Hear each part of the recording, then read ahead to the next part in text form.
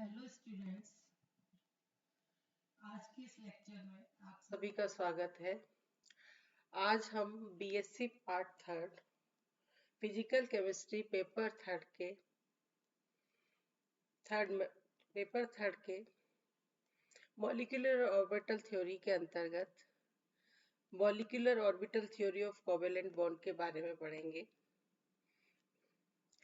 जैसा कि हमने प्रीवियस लेक्चर्स में पढ़ा है कि सहसंयोजकता बंध सिद्धांत बैलेंस बॉन्ड थ्योरी के बारे में पढ़ा था, लेकिन बैलेंस बॉन्ड थ्योरी की जो लिमिटेशंस थी या जिन तथ्यों की हम पूरी तरह से व्याख्या नहीं कर पाए, उन्हें समझने के लिए हुंड और मुल्लिकन ने ये दो साइंटिस्ट हैं जिन्होंने मॉलिक्यूलर ऑर्बिटल थ्योरी दी, जिसके के आधार पर सहसंयोजक बंध को सही तरीके से परिभाषित किया जा सका। और यह जो सिद्धांत है रेशनल सिद्धांत है, उचित सिद्धांत है, जो कि बताता है कि अणु बन जाने के पश्चात परमाणु कक्षक जो है वो अपना अस्तित्व खो देते हैं, अपनी आइडेंटिटी जो है वो खो देते हैं और अब परमाणु कक्षकों में न रहकर नए कक्षकों में अपना स्थान, और अणु में इलेक्ट्रॉन परमाणु कक्षक में न रहकर परमाणु कक्षकों में नहीं रहकर नए कक्षक, जिन्हें कि हम आणविक कक्षक कहा जाता है, उसमें अपना स्थान ले लेते हैं। इनका परमाणु से कोई संबंध नहीं होता, क्योंकि वह पूरी तरीके से अपने अणु से संबंधित रहते हैं। तो आणविक कक्षक सिद्धांत जो है, इसके मूलभूत नियम इस प्रकार से हैं, यानी कि basic principles of molecular orbital theory जो है वो इस प्रकार से है। यहाँ पर पहला जो नियम है उसके अनुसार अणुओं में इलेक्ट्रॉन परमाणु कक्षकों में न रहकर नवनिर्मित आणविक कक्षकों में रहते हैं, यानी कि इलेक्ट्रॉन जिस तरीके से परमाणु कक्षकों में रहते थे उसी तरीके से नए बनने वाले आणविक कक्षकों में रहते हैं। और इन आणविक कक्षकों को परमाणु कक्षकों की भांति क्वांटम संख्या के समूह से प्रदर्शित किया जाता है। जैसा कि हमने प्रीवियस यूनिट में हमने एटॉमिक ऑर्बिटल्स के लिए S orbital, P, D, F के लिए क्वांटम संख्याओं का समूह हमने ज्ञात किया था। उसी तरीके से आणविक कक्षकों को भी परमाणु कक्षकों की भांति क्वांटम संख्याओं के समूह द्वारा प्रदर्शित किया जाता है। अब यहाँ पर दूसरा नियम है कि लगभग समान ऊर्जा वाले परमाणु कक्षकों के परस्पर सहयोग से आणविक कक्षकों का निर्माण होता है, यानी कि आणविक कक्षकों के निर्माण में केवल वही परमाणु कक्षक योगदान करेंगे जिनकी की ऊर्जा का मान लगभग समान होगा। आणविक कक्षक जो है किसी एक परमाणु से संबंधित न रहकर उन सभी परमाणुओं के नाभिक से संबंध रखते हैं जिनसे मिलकर अणु का निर्माण हुआ है। यानी कि एक अणु जो है होमोन्यूक्लियर भी हो सकता है और हेटेरोन्यूक्लियर भी हो सकता है। तो जब अणु का निर्माण हो जाता है तो आणविक बनने वाले आणविक कक्षक जो है वो एक परमाणु से संबंधित नहीं होते, बल्कि जो कि उन सभी परमाणुओं के नाभिक से संबंधित होते हैं जिनसे कि अणु का निर्माण होता है। अतः हम कह सकते हैं कि अगर भिन्न भिन्न परमाणुओं के नाभिक हैं तो अणु पॉलीसेंट्रिक यानी बहुकेंद्रीय नाभिक की तरह व्यवहार करता है। इसके अलावा नवनिर्मित आणविक कक्षकों की संख्या उतनी ही होगी जितनी संख्या में परमाणु कक्षक सहयोग करके उन्हें बनाते हैं। जैसे कि अगर 4 परमाणु कक्षक सहयोग करके आणविक कक्षक बनाते हैं तो नवनिर्मित आणविक कक्षकों की संख्या भी 4 होगी। जैसे हम एग्जाम्पल लें sp3 हाइब्रिडाइज्ड ऑर्बिटल्स जो बनते हैं मॉलिक्यूल के लिए, तो उसमें एक s और 3 p ऑर्बिटल्स एटॉमिक ऑर्बिटल का पार्टिसिपेट कर रहे हैं, तो परमाणविक कक्षक sp3 यानी 4 कक्षक ही हमें मिलेंगे। तो इस प्रकार बने आणविक कक्षकों में से आधे निम्न ऊर्जा के व आधे उच्च ऊर्जा वाले होते हैं। तो जिन कक्षकों की संख्या की ऊर्जा जो है, यानी कि पहला तो जितने परमाणविक कक्षक से भाग लेंगे उतने ही नवनिर्मित आणविक कक्षक बनेंगे, और उनमें से आधे की ऊर्जा उनको बनाने वाले पर जो एटॉमिक ऑर्बिटल्स है उनसे कम होगी, और आधों की ऊर्जा उनकी रचक परमाणविक कक्षकों से ज्यादा होगी। तो जिनकी ऊर्जा उनको बनाने वाले परमाणविक कक्षकों से कम होती है, उन कक्षकों को हम बॉन्डिंग मॉलिक्यूलर ऑर्बिटल कहेंगे, और शेष आधे जो कक्षक है उन्हें हम एंटी बॉन्डिंग मॉलिक्यूलर ऑर्बिटल कहते हैं।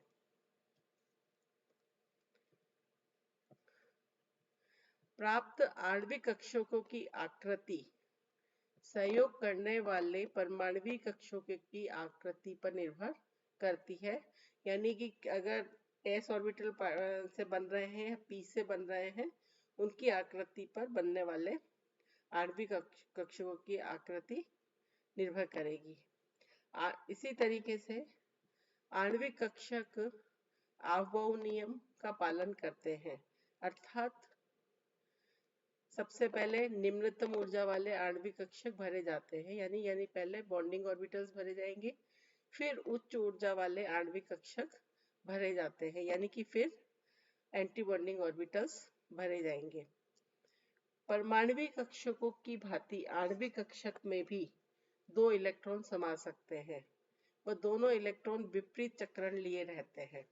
यानी कि जो परमाणविक कक्षक के समान आणविक कक्षक भी पॉली एक्सक्लूजन प्रिंसिपल, पॉली के अपवर्जन सिद्धांत का पालन करते हैं। इसके अलावा हमने हुंड के नियम के बारे में भी पढ़ा है। तो आणविक कक्ष के हुंड के आणविक कक्षक जो है हुंड के अधिकतम बहुलता के नियम, यानी Hund's rule of maximum multiplicity का भी पालन करते हैं। जब तक समान ऊर्जा वाले आणविक कक्षकों में एक एक इलेक्ट्रॉन नहीं भर जाता, पेयरिंग नहीं होती। यानी समान ऊर्जा वाले कक्षक में जैसे p ऑर्बिटल है, 3 p ऑर्बिटल होते हैं, अगर उनकी ऊर्जा समान है तो पहले तीनों ऑर्बिटल में अलग अलग इलेक्ट्रॉन जाते हैं, फिर उसके बाद में पेयरिंग होती है। तो जब तक समान ऊर्जा वाले आणविक कक्षकों में एक एक इलेक्ट्रॉन नहीं भर जाता, पेयरिंग नहीं होगी। इसके अलावा अतिव्यापन में पूरित, अर्धपूरित एवं रिक्त सभी प्रकार के कक्षक भाग ले सकते हैं। यानी कि ये सारे नियम बिल्कुल जो कि हम बैलेंस बॉन्ड थ्योरी में पढ़ते हैं, बिल्कुल उसी समान है। उसी के प्रकार जिस तरीके से एटॉमिक ऑर्बिटल्स के लिए हमने नियम है, वही नियम यहाँ पर मॉलिक्यूलर ऑर्बिटल्स के लिए भी उसी प्रकार से नियम लागू होते हैं। यानी तो ये जो है मूलभूत सिद्धांत है मॉलिक्यूलर ऑर्बिटल थ्योरी के। अब है comparison between atomic and molecular orbitals. Atomic और मॉलिक्यूलर ऑर्बिटल्स में कंपैरिजन, तुलना हम करें तो पहले हम पढ़ेंगे सिमिलरिटीज। जिस तरह परमाणु में परमाणविक कक्षक के प्रत्येक इलेक्ट्रॉन को एक निश्चित वेव फंक्शन से परिभाषित किया जाता है, एक निश्चित वेव फंक्शन से परिभाषित या प्रदर्शित किया जाता है, ठीक उसी प्रकार से नवनिर्मित अणु के आणविक कक्षक में उपस्थित इलेक्ट्रॉन को भी एक निश्चित तरंग फलन द्वारा निर्दिष्ट किया जाता है। यानी हमने वेव मैकेनिक्स में हमने पढ़ा था कि परमाणविक कक्षक में जो इलेक्ट्रॉन है उसको एक वेव फंक्शन से प्रदर्शित किया जाता है, तो आणविक कक्षक में उपस्थित इलेक्ट्रॉन को भी वेव फंक्शन द्वारा निर्दिष्ट किया जाता है। इसी तरीके से परमाणुवीय कक्षकों की भांति यहाँ ये ध्यान देने योग्य है कि जिस प्रकार से परमाणुवीय कक्षकों में होता है, आणविक कक्षकों में भी विपरीत चक्रण वाले मात्र 2 ही इलेक्ट्रॉन निवास कर सकते हैं, अर्थात दोनों कक्षक पाउली के अपवर्जन नियम का पालन करते हैं। यानी ये समानता है कि ये भी पॉलीज एक्सक्लूजन प्रिंसिपल का पालन करेगा। आणविक कक्षकों की ऊर्जाएं और आकृतियां भी परमाणुवीय कक्षकों की भांति भिन्न भिन्न प्रकार की होती हैं। अणुओं में भी इलेक्ट्रॉन पहले निम्न ऊर्जा वाले आणविक कक्षकों में ही प्रवेश करता है, अर्थात ये अफबाऊ परमाणुवीय कक्षकों के समान अफबाऊ के नियम का पालन करते हैं। इसी तरीके से दोनों कक्षक कुंड के अधिकतम बहुलता के नियम का भी पालन करते हैं। तो ये जो है इनमें समानताएं हैं। इसके अलावा आपको ऐसा बिल्कुल नहीं लग रहा होगा कि हम एक नया टॉपिक पढ़ रहे हैं, क्योंकि मॉलिक्यूलर ऑर्बिटल और जो एटॉमिक ऑर्बिटल्स हैं उनमें काफी समानताएं हैं। लेकिन जो मेन डिफरेंस है वो ये है कि परमाणुवीय कक्षक में उपस्थित एक इलेक्ट्रॉन मात्र एक नाभि से ही प्रभावित रहता है, लेकिन अणु में जितने परमाणु होंगे, एक परमाणु आणविक कक्षक उन सभी परमाणुओं के नाभिक से प्रभावित रहेगा। यानी कि आणविक कक्षक में उपस्थित इलेक्ट्रॉन भी सभी परमाणुओं के नाभिक से प्रभावित होगा। और यहाँ पर हम कह सकते हैं दूसरे शब्दों में कि परमाणुवीय कक्षक जो है एक केंद्रीय होता है, यानी कि एक नाभिक से द्वारा ही प्रभावित होता है, जबकि आणविक कक्षक जो है वो पॉलीसेंट्रिक होता है, यानी कि अणु में उपस्थित प्रत्येक परमाणु के नाभिक द्वारा जो है नाभिक द्वारा प्रभावित होगा, तो इसलिए ये पॉलीसेंट्रिक होता है। तो यहाँ पर हमने जो है अब तक पढ़ा कि मॉलिक्यूलर ऑर्बिटल थ्योरी के जो बेसिक प्रिंसिपल्स के बारे में पढ़ा, और एटॉमिक ऑर्बिटल्स और मॉलिक्यूलर ऑर्बिटल्स में क्या समानताएं हैं और क्या डिफरेंस है उसके बारे में पढ़ा। तो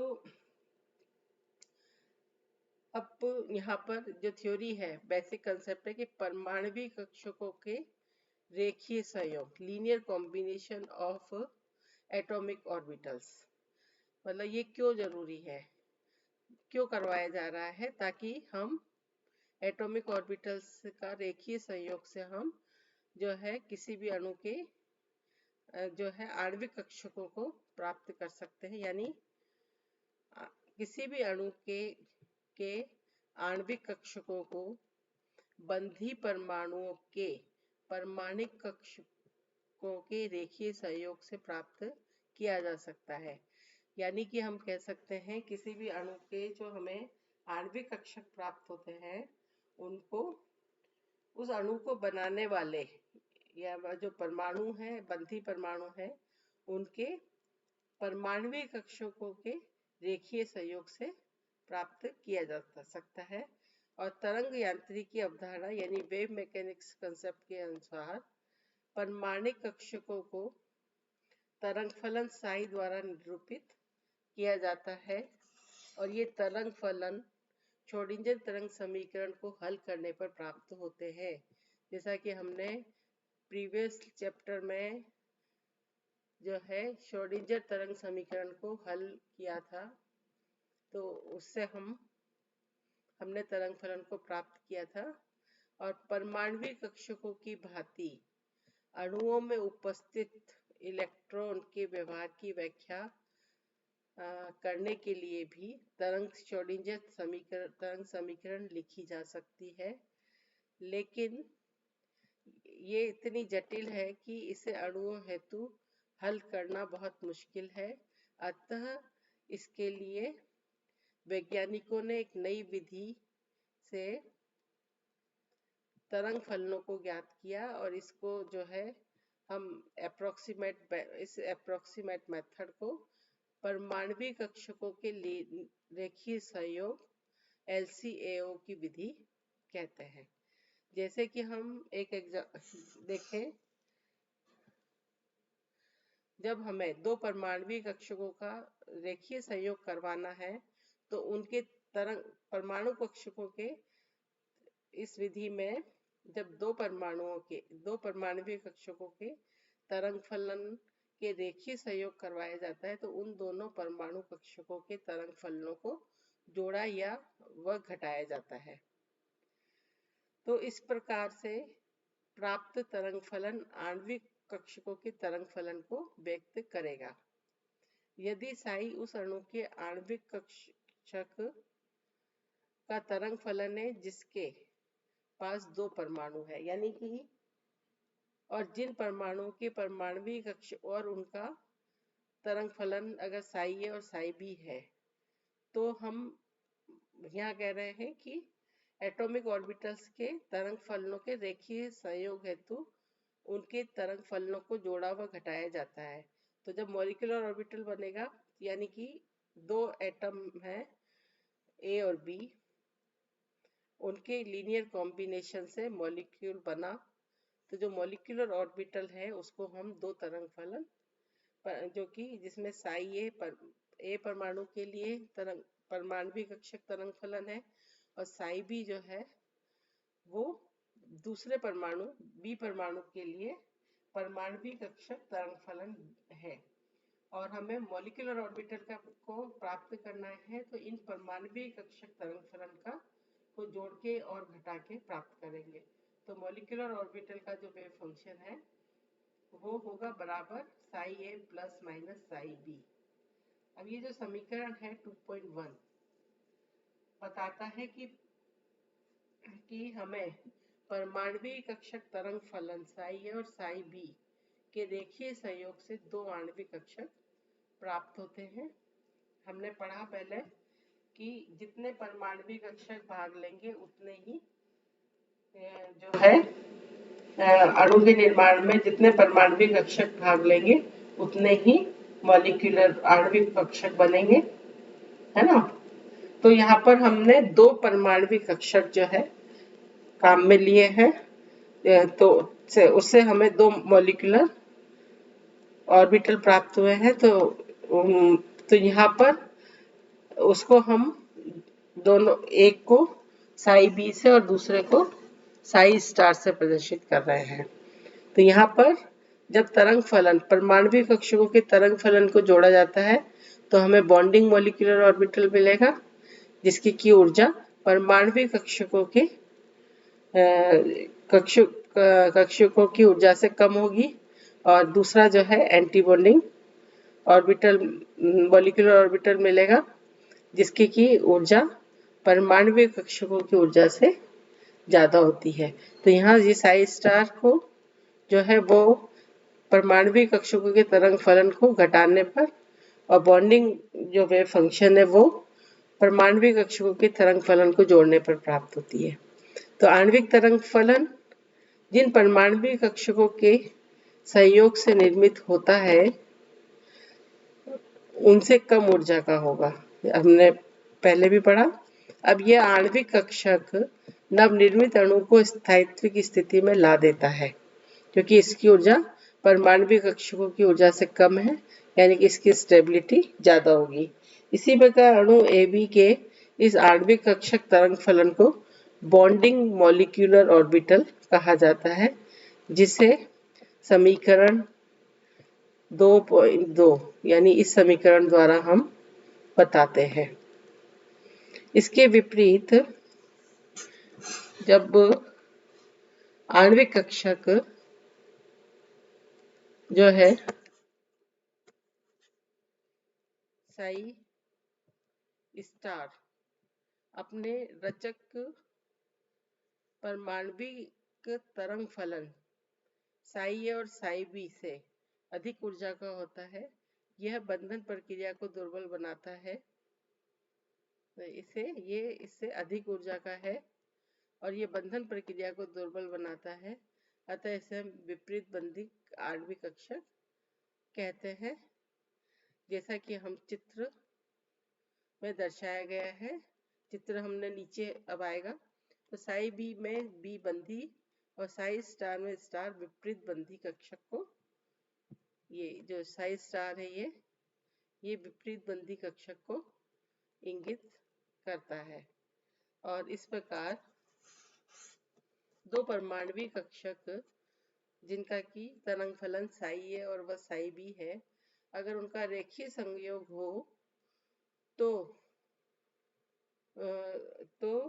दो आणविक कक्षक प्राप्त होते हैं, साई बी व साई स्टार। तो यहाँ पर हमने ये चित्र में हम देख सकते हैं कि यहाँ हम जैसा देख रहे हैं परमाणु कक्षकों का जो है परमाणु कक्षकों का रेखीय संयोग को बता रहा है ये चित्र।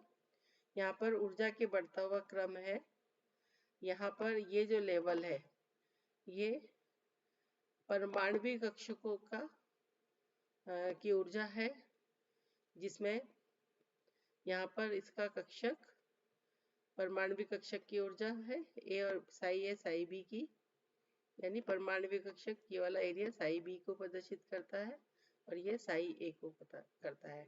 और हमने ये कहा कि इसकी तरंग फलन साई ए है, ए की, और बी की जो है साई बी है। जब यहाँ पर इनमें जोड़ा जाता है, यानी कि जब योगात्मक अतिव्यापन होगा, प्लस प्लस ओवरलैपिंग होगी, तो यहाँ पर बॉन्डिंग मॉलिक्यूलर ऑर्बिटल बनेगा, जो कि जो है परमाणु कक्षकों जिनका तरंग फलन साई ए और साई बी है, उनके संपोषी व्यतिकरण के द्वारा बॉन्डिंग मॉलिक्यूलर ऑर्बिटल बनता है।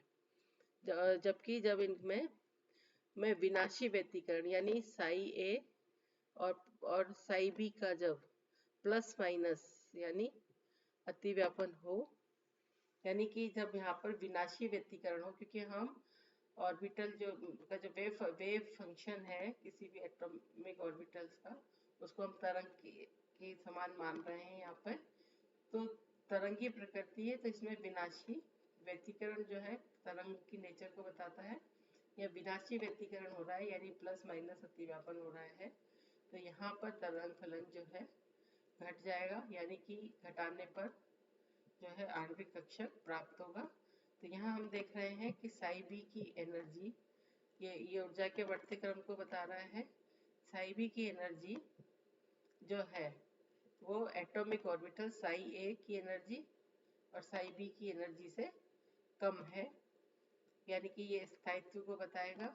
और यहाँ पर जो एंटी बॉन्डिंग ऑर्बिटल है, मॉलिक्यूलर ऑर्बिटल साइज है, इसकी जो मॉलिक्यूलर ऑर्बिटल है जिसका तरंग फलन साई स्टार है, वो साई ए और साई बी को घटाने से प्राप्त होता है, और इसकी जो तरंग फलन की जो एनर्जी है वो परमाणु कक्षक तरंग फलन से की एनर्जी से ज़्यादा है, तो यहाँ पर इसकी स्टेबिलिटी कम होगी।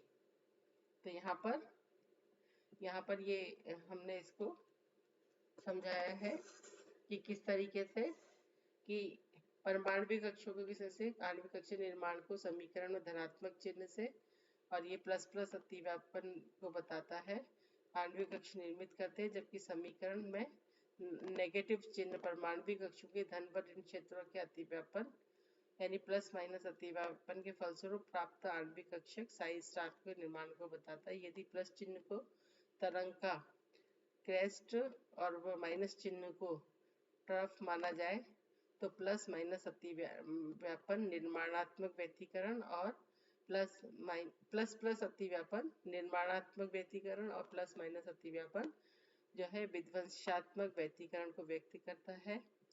तो और यहाँ पर इसे समझने के लिए हम जो है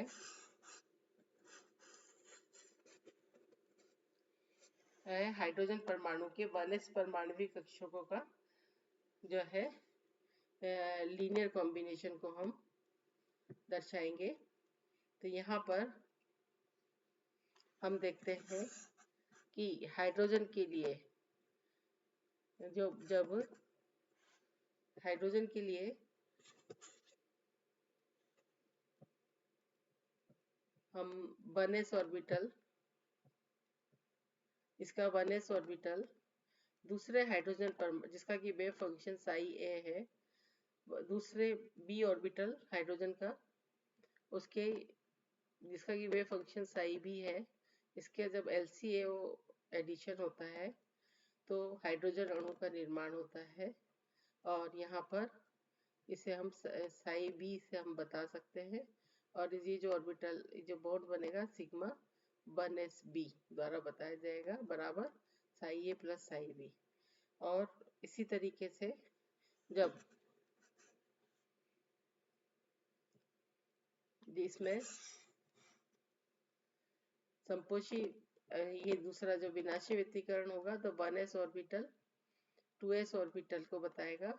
और यहाँ पर जो घट रहा है यानी कि इलेक्ट्रॉन डेंसिटी इस ऑर्बिटल में यहाँ पर कम है और यहाँ पर इधर ज़्यादा है, जबकि ऊपर वाले में जो है इलेक्ट्रॉन डेंसिटी जो है यहाँ मध्य में ज़्यादा होगी।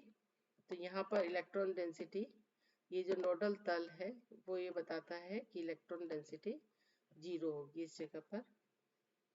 तो यहाँ पर 1s ऑर्बिटल इसका प्लस और इसका जो है माइनस के साथ, क्योंकि s ऑर्बिटल एक जैसे होते हैं तो इसमें विनाशी व्यतिकरण हो रहा है, घटाना हो रहा है। तो इस तरह से जो है एंटी बॉन्डिंग और मॉलिक्यूलर ऑर्बिटल बनेगा जिसके की तरंग फलन साई ए माइनस साई बी के बराबर होगा और इसे हम सिग्मा 1s स्टार से बताएंगे। तो हाइड्रोजन अणु के लिए बताया गया है। अब हम देखते हैं कि बॉन्डिंग ऑर्बिटल जो है और क्या है और एंटी बॉन्डिंग ऑर्बिटल क्या है। इलेक्ट्रॉन डेंसिटी जो है हमने प्रीवियस चैप्टर में पढ़ा है कि तरंग फलन का जो वर्ग है वो इलेक्ट्रॉन डेंसिटी को बताएगा, यानी कि जब इलेक्ट्रॉन घनत्व तरंग फलनों के वर्ग से संबंधित होता है। तो हमने जो इक्वेशन 2.1 है उसका जब स्क्वायर करते हैं तो हमें ये समीकरण psi B equal to psi A plus psi B का होल स्क्वायर करेंगे तो हमें ये इक्वेशन हमें मिलेगी। और इसके अनुसार साई बी का स्क्वायर मॉलिक्यूलर ऑर्बिटल है equal to psi A square plus psi 2 psi A psi B plus psi B square होगा। यहाँ पर psi B square molecular orbital electron घनत्व को प्रदर्शित करता है। साई बी स्क्वायर का अधिक मान ए और बी परमाणुओं के नाभिकों के बीच अधिक इलेक्ट्रॉन को बताता है। यानी कि हम समीकरण से ये भी देख सकते हैं कि अबंधित ए और बी परमाणु जिनका कि वेव फंक्शन साई ए और साई बी है, इससे बंधित ए बी के बीच इलेक्ट्रॉन घनत्व 2 साई ए साई बी के मान के बराबर अधिक है। यानी कि बॉन्डिंग ऑर्बिटल के लिए जो तरंग फलन है वो जो है Sai A plus psi B के बराबर थी, जबकि इलेक्ट्रॉन डेंसिटी जो है वो इसके इतने मान से अधिक बराबर से अधिक है। यह मान जो अधिक मान है ये ए और बीच के बीच बंधन के सीमेंट के रूप में कार्य करता है, यानी कि इस मान का ज्यादा होना बताता है कि ए और बी के बीच में जो है बॉन्ड जो है वो स्ट्रॉन्ग बना है, यानी अधिक व्यापन होने पर यह मान अधिक होता है और बंध उतना ही अधिक मजबूत होता है। क्योंकि ये इलेक्ट्रॉन अपने अपने नाभिकों से ही संबद्ध न रहकर दोनों नाभिकों से संबद्ध होते हैं, अतः इन्हें हम डीलोकलाइज्ड इलेक्ट्रॉन कहा जाता है।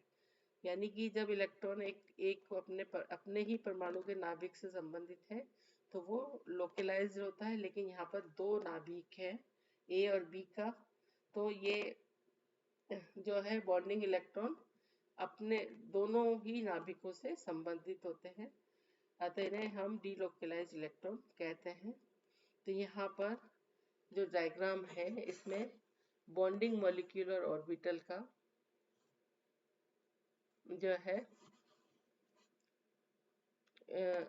ये बताया गया है। तो यहाँ पर हम इसको देखें डायग्राम को, तो यहाँ पर मान लीजिए ए परमाणु है, डॉटेड लाइन जो है वो परमाणुवीय कक्षक जो है उनकी इलेक्ट्रॉन डेंसिटी को बता रहा है। यानी ये जो डॉटेड लाइन है यहाँ पर, ये ए परमाणु के की जो इलेक्ट्रॉन डेंसिटी, परमाणु कक्षक में जो इलेक्ट्रॉन डेंसिटी है उसको बता रहा है ये डॉटेड लाइन। जबकि ये यहाँ पर ये जो साई बी, इस बी जो है उसका बी परमाणु के लिए psi B square electron density को बता रहा है। ये जो डॉटेड लाइन है ये बता रही है, यानी कि ये और ये जो है बंध लंबाई, यानी दोनों परमाणु के नाभिक के बीच की दूरी है यहाँ पर। तो यहाँ पर ये साई ए स्क्वायर है और ये वाला जो एरिया है ये पूरा ये साई बी स्क्वायर को बता रहा है। और जब इनमें प्लस प्लस अतिव्यापन हो जाता है तो जो आवेश घनत्व वितरण है वो इस प्रकार, इसको हम बता सकते हैं इस सॉलिड लाइन द्वारा, हम है ना, इससे हम बता सकते हैं। ये जो सॉलिड लाइन है काली, ये यहाँ से यहाँ तक, और यहाँ पर ये जो अंदर वाली जो लाइन है, ये सॉलिड वाली लाइन, ये इसको बता रहा है। ये सॉलिड लाइन, इसकी ये चार्ज क्लाउड इलेक्ट्रॉन आवेश घनत्व को हम इस सॉलिड लाइन द्वारा बता सकते हैं। और ये जो सिग्मा बॉन्डिंग ऑर्बिटल, ये जो है इसकी इलेक्ट्रॉन आवेश घनत्व को इस सॉलिड लाइन द्वारा हम बता सकते हैं। तो ये जो डायग्राम है ये इसको बता रहा है। इलेक्ट्रॉन घनत्व पूरी रेखा द्वारा एवं अलग अलग परमाणुओं के इलेक्ट्रॉन घनत्व का आरेख टूटी रेखा द्वारा प्रदर्शित किया गया है। इस आरेख में ए और बी बिंदु, ये ए बिंदु और ये बी बिंदु, यानी ए परमाणु नाभिक और बी परमाणु नाभिक के जो है उचित बंध लंबाई पर नाभिकों की उपस्थिति को दर्शाते हैं। ए और बी के अलग अलग परमाणु कक्षक आरेख दो नाभिकों के बीच उच्चतम इलेक्ट्रॉन घनत्व को दर्शाते हैं। यानी कि ये जो दोनों के ये जो परमाणुविक कक्षक है ये इलेक्ट्रॉन घनत्व को दर्शाते हैं, लेकिन उनमें कोई भी बंध नहीं है। मतलब इन दोनों परमाणुओं के बीच में जब ये डॉटेड लाइन वाले कर्व होंगे तो उनके बीच में कोई भी बंध नहीं है। लेकिन जो साई बी यानी सॉलिड लाइन वाला जो आरेख है जो हमने देखा, वो दो नाभिकों के बीच में उच्चतम इलेक्ट्रॉन घनत्व को बताता है और यही सघनता इन परमाणुओं के मध्य बंध बनाने के लिए उत्तरदायी है। हमने पहले पढ़ा कि ये जो 2 साई ए साई बी जो है ये जो है एक सीमेंट का काम करता है, यानी कि उनके बीच में बॉन्ड की स्ट्रॉन्गनेस को बता रहा है ना। और इस सघनता को चित्र में तिरछी रेखाओं से ढककर दर्शाया है, जिसका मान 2 साई ए साई बी के बराबर होता है। जैसा कि हमने इस चित्र में ये जो है 2 साई ए साई बी के द्वारा इस डॉटेड ये जो लाइन है इससे हमने बताया है। यानी कि इलेक्ट्रॉन डेंसिटी, चार्ज डेंसिटी जो है जब प्लस प्लस अतिव्यापन होता है तो दोनों परमाणुओं के नाभिक के बीच में इलेक्ट्रॉन चार्ज डेंसिटी बढ़ जाती है। तो ये बॉन्डिंग मॉलिक्यूलर ऑर्बिटल के लिए हमने पढ़ा। जबकि हम LCO द्वारा तरंग फलनों को दूसरी तरह से भी युक्त किया जा सकता है, जैसा कि समीकरण 2 मतलब ये वाला हमने देखा था। और जब इसका हम वर्क करते हैं तो साई स्टार स्क्वायर जो मॉलिक्यूलर ऑर्बिटल बनेगा उसका तरंग फलन psi square A minus 2 psi A psi B plus psi square B के बराबर होगा। और इसका जो ग्राफिकल प्रेजेंटेशन है उसको हम इस तरीके से बता सकते हैं, यानी कि यहाँ पर प्लस माइनस ओवरलैपिंग हो रहा है, तो यहाँ पर ये परमाणु के लिए तरंग फलन जो है ए परमाणु के लिए जो है इसको डॉटेड लाइन से हमने यहाँ तक है, और बी परमाणु के लिए इसको हम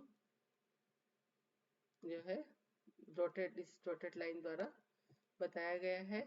और जब अतिव्यापन जब लीनियर कॉम्बिनेशन होता है तो जो बनने वाला मॉलिक्यूलर ऑर्बिटल है उसे हम ये अंदर वाली जो सॉलिड लाइन है उसको बताते हैं। तो ये आप देखिए, ये जो है ये एंड तक ये जो सॉलिड लाइन है ये इससे हम बता सकते हैं यहाँ तक।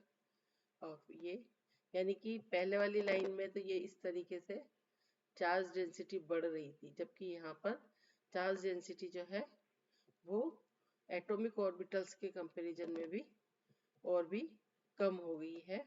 तो ये जो है विनाशी अतिव्यापन को बता रहा है। या हम इस तरह करेंगे कि यहाँ पर ये जो डॉटेड लाइन है ये अगर एक वेव को बताती है तो एक ए परमाणु के लिए तरंग फलन और ये बी परमाणु के लिए डॉटेड लाइन तरंग फलन बता रही है। और जो मॉलिक्यूलर ऑर्बिटल का तरंग फलन है वो जो है यहाँ पर इलेक्ट्रॉन चार्ज डेंसिटी जो है वो घट गई है, पहले जितनी नहीं है।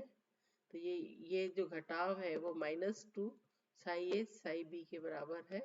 और ये जो है ऑर्बिटल जो बन रहा है ये इसको ये जो 2 साई ए साई बी जो है इसको इस डैश वाली जो लाइन है इनसे बताया गया है यहाँ पर।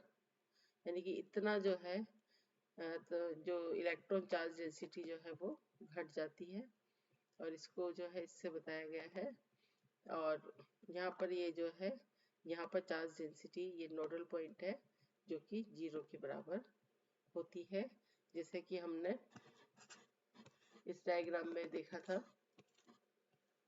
यहाँ पर ये जो नोडल तल है ये वाला पॉइंट है जहाँ पर कि ये वाला पॉइंट जहाँ की इलेक्ट्रॉन डेंसिटी 0 हो जाती है।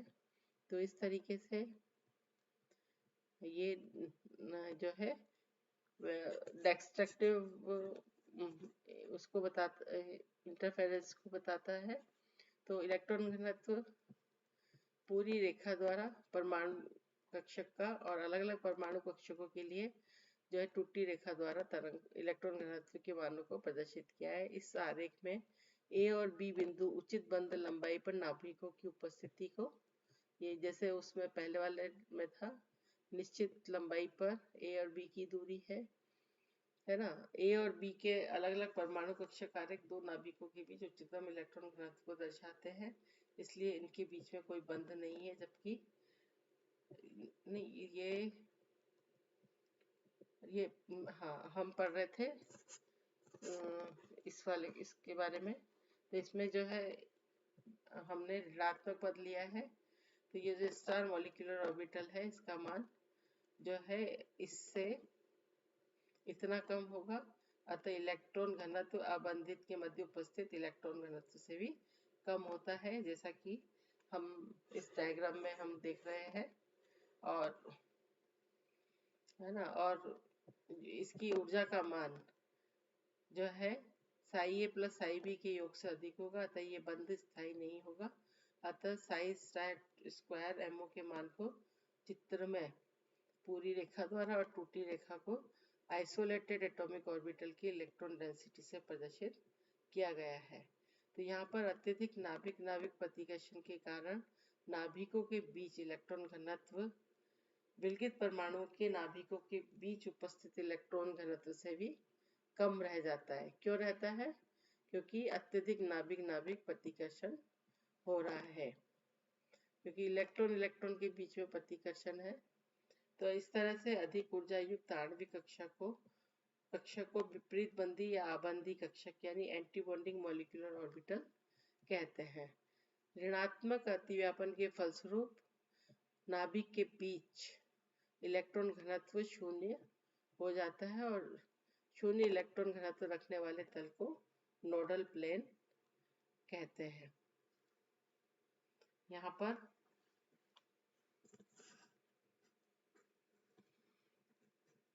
चित्र में हमने बताया था नोडल प्लेन जहाँ पर कि इलेक्ट्रॉन घनत्व शून्य होता है। तो परमाणविक कक्षकों के बीच अतिव्यापन या संलयन में उन तरंग फलनों का दो प्रकार से योग होता है। जब हम सामान्य रूप से कह सकते हैं कि जब दो परमाणविक कक्षक आपस में योग करते हैं तो प्राप्त आणविक कक्षकों की संख्या दो ही रहती है।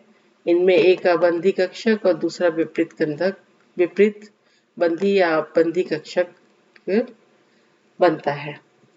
तो और हमने पढ़ा कि बंधी कक्षकों के मध्य नाभिकों के मध्य आवेश केंद्रित हो जाने से ये इलेक्ट्रॉन सभी नाभिकों के द्वारा एक साथ आकर्षित होते हैं और आकर्षण में जो वृद्धि होती है उसके कारण तंत्र की स्थितिज ऊर्जा में कमी होती है। अतः इन आणविक कक्षकों की ऊर्जा परमाणविक कक्षकों की ऊर्जा से कम होती है। अतः तंत्र अधिक स्थायी हो जाता है एवं परमाणु आपस में बंध जाते हैं। ऐसे आणविक कक्षक जो अधिक स्थायी होते हैं इन्हें हम बॉन्डिंग मॉलिक्यूलर ऑर्बिटल कहते हैं। और यहाँ पर एंटी बॉन्डिंग ऑर्बिटल्स में इलेक्ट्रॉन डेंसिटी नाभिकों के बीच में न होकर बाहर के नाभिकों से दूर की तरफ विपरीत दिशा में डेंसिटी ज्यादा होती है, तो इलेक्ट्रॉन का आकर्षण उतना नहीं होता, तो इस वजह से इनकी ऊर्जा का मान बढ़ जाता है। तो दो प्रकार के आणविक कक्षकों बॉन्डिंग और एंटी बॉन्डिंग के बारे में हमने पढ़ा। इसके अतिरिक्त एक तीसरे तरह के आणविक कक्षक भी होते हैं, नॉन बॉन्डिंग जो कक्षक भी कहलाते हैं। और इन कक्षकों की ऊर्जा बंधन में भाग लेने वाले कक्षक यानी बंधन में भाग लेने वाले एटॉमिक ऑर्बिटल्स की जो ऊर्जा होती है उसके बराबर होती है।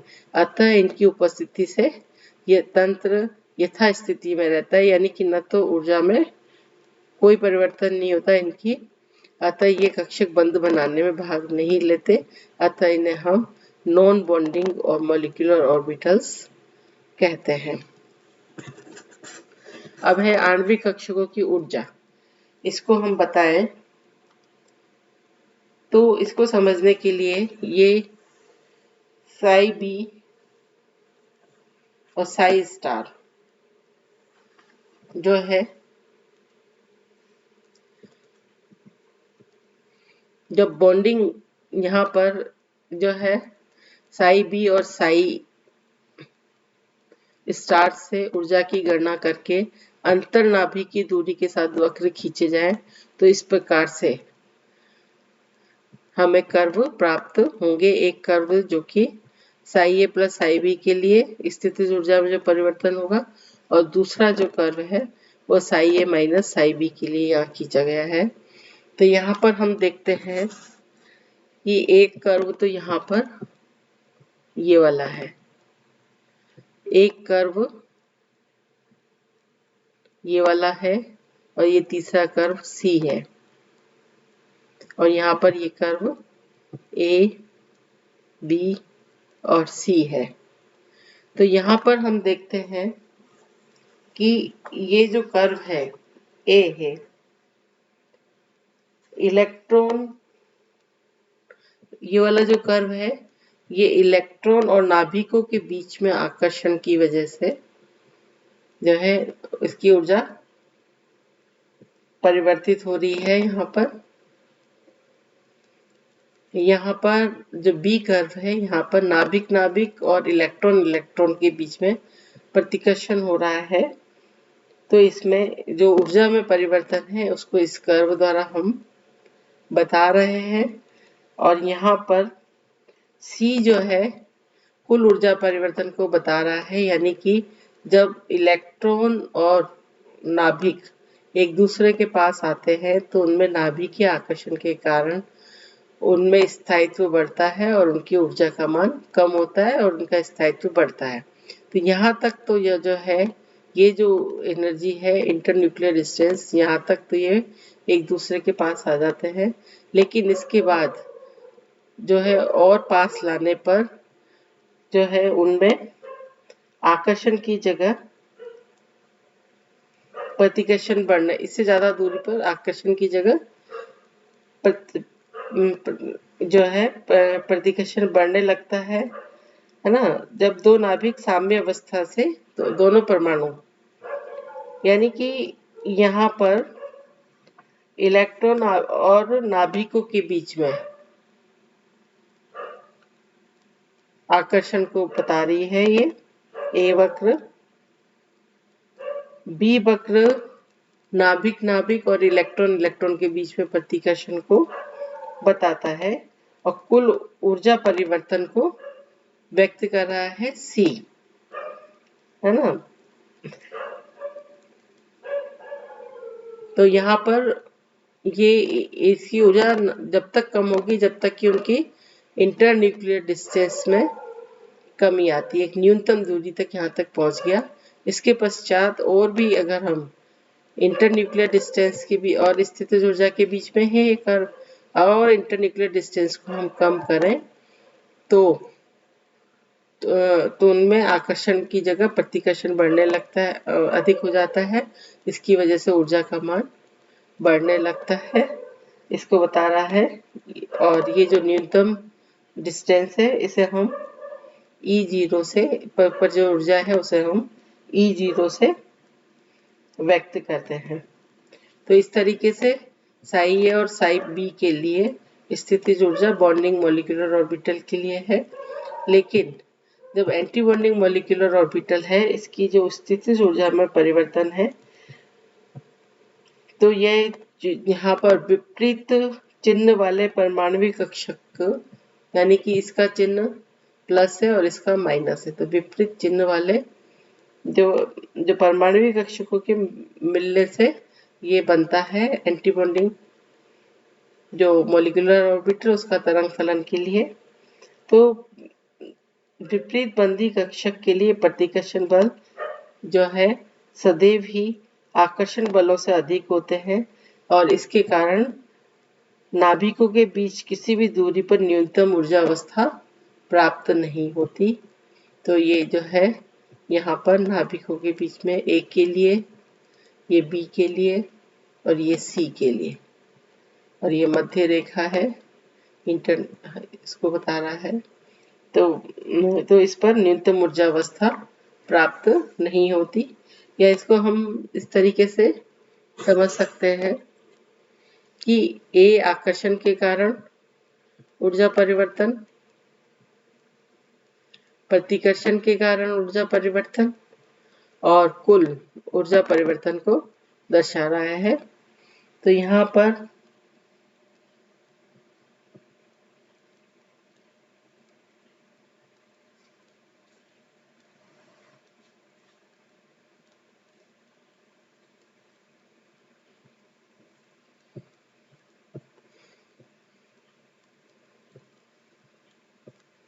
को दर्शाता है।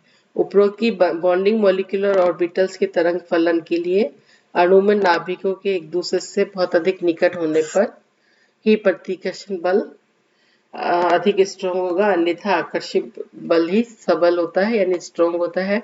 जबकि विपरीत बंधी तरंग फलन के लिए प्रतिकर्षी बलों की सामर्थ्य आकर्षी बलों की अपेक्षा हमेशा ही अधिक होती है।